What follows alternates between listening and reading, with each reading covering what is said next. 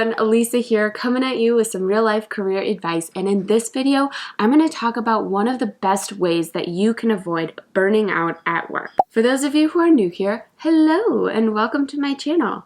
My name is Elisa and I'm a senior product manager in the tech world, and in this channel I provide general career advice and career advice specific to the tech industry. So any of that is interesting to you, please subscribe to my channel and turn on notifications. This is great for you because you'll know when there's new content, and it's amazing for me as a content creator and just makes my day to get new subscribers. So go ahead, press that red button and we can move on.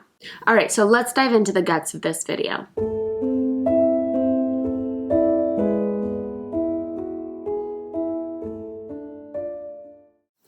Was that intro dramatic enough for you? So lately, a lot of people have been telling me that they feel really burnt out at work.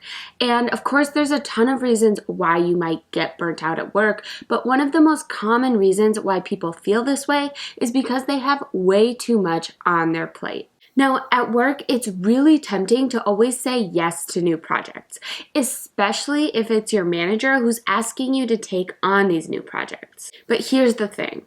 You cannot take on every single project that comes your way. You see, we each have a maximum capacity that we can take on. So even though it's really tempting to be the superhero and take on every project that comes your way, it's just unrealistic to do so. You cannot take on every single project at work. To make things even harder, the better you are at your job, the more projects you'll be asked to take on. And this makes a ton of sense. People see that you always do a good job on projects, so they'll want to give you more projects that you can absolutely crush. It makes sense. One last thing. There isn't necessarily a correlation between how many projects you're taking on and promotions. So it may feel really tempting to take on everything because this could lead to a rise in your career, but trust me, getting spread thin is not the right path to getting promotions. It's crucial for you to make sure you're working on the most strategic projects that give you visibility and growth, and that you don't spread yourself too thin on the projects that aren't really worth your while. So there's a few different things that you can do to make sure that you don't get absolutely drenched in work, but I'm going to tell you the one strategy that has worked really well for me. First things first, I write down every single project that I'm working on. It's kind of crazy, but when you actually put pen to paper and see the full list of projects in front of you, you start to realize just how much you're involved in. So I write down all of the projects and then I go through each of them one by one and figure out how important and strategic each of those projects is. I ask myself questions like, does this project give me more visibility in the company? Is this a project that will help me grow as a professional? Is this a project that could help me get promoted? And last but not least, do I enjoy this project? Once I do this exercise, it's so easy for me to see which projects are just not serving me at all. Maybe the projects are just administrative or they don't give me any visibility or growth. I can start to see which ones are just not serving me, and those are the projects that I need to offload.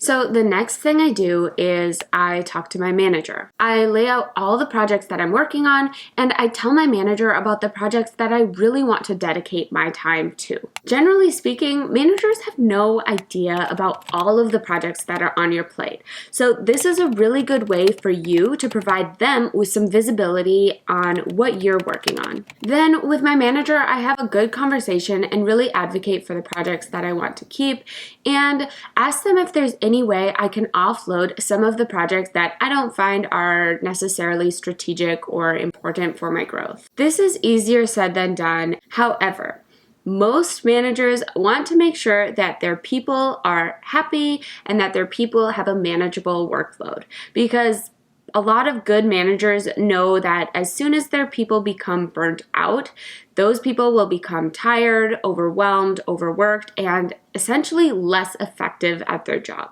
So oftentimes after these conversations, my manager will help me offload some of my work either to another colleague of mine within our department or they'll just say that this project should be deprioritized and we'll pick it up at another time. So there you have it. That's how I've been dealing with burnout in my career.